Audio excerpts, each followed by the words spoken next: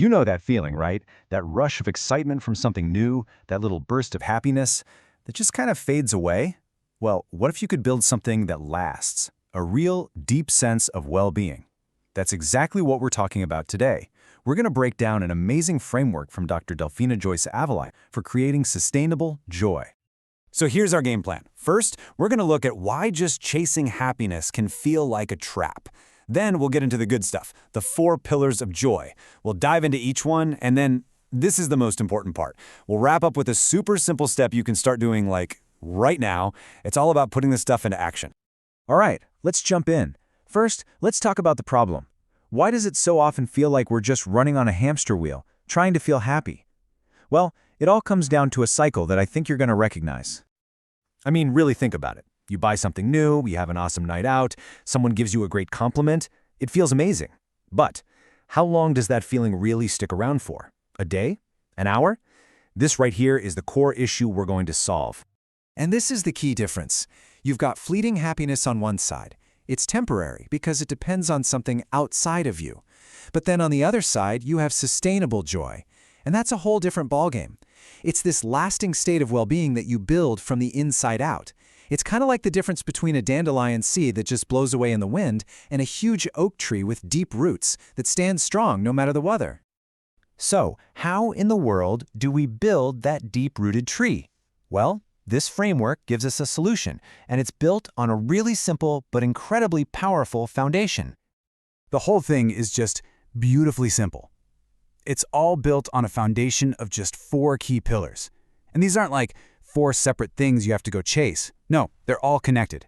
They're areas of your life that, when you nurture them together, create this amazing, holistic sense of well-being. And here they are: spirit, mind, heart, and body. Simple, right? But as you're about to see, the real magic is in how they all work together. So let's break them down one by one. We're going to start with the first 2 pillars. These are all about our internal world, our sense of purpose and our whole mental state. So the spirit pillar. Now, this isn't necessarily about religion. It's all about connection. It's about asking yourself the big questions. What do I really value? What gives my life a sense of purpose? Because when your daily actions actually line up with those answers, your decisions just feel right, and life starts to feel a whole lot more fulfilling. Next up is the mind pillar. Think of this as your personal toolkit for building mental resilience. This is all about training your mind to reframe challenges, to stop seeing them as these huge roadblocks and start seeing them as opportunities. It's about getting that clarity to focus on what actually matters, instead of getting bogged down by all the noise. Okay, so we've looked at our internal world. Now let's move on to the final 2 pillars and see how this all expands outward, into our relationships with other people and with our own bodies. The heart pillar is all about emotional intelligence and authentic connection. It means really being aware of your own emotions and then using that awareness to build healthy, genuine relationships with other people. See, according to this framework, joy really grows and thrives when we feel truly connected. And finally, we've got the body pillar. And honestly, this is the foundation that holds everything else up. When we take care of our physical well-being, with good food, movement, and actual rest, we create the energy and stability for our spirit, mind, and heart to do their thing. They're all connected. If you neglect one, trust me, the others are going to feel it. So here's the crucial part. This isn't just some nice idea to think about.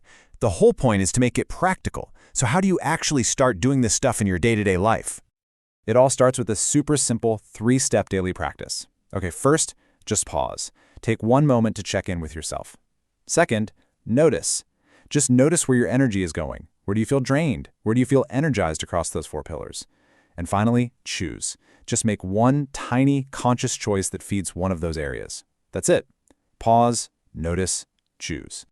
And this is what it's all for. The ultimate goal is to build, as Dr. Avila puts it, a joy that doesn't depend on external circumstances. It's a kind of resilience, a deep strength that you build from the inside, one small choice at a time. And listen, this isn't about making some huge, life-altering change overnight. The real power here is in consistency. Every small, intentional choice you make, whether it's for your spirit, mind, heart, or body, it's like you're casting a vote for the person you want to become. And over time, all those little votes add up. They compound and create real, lasting change. So, I'll leave you with this question to think about.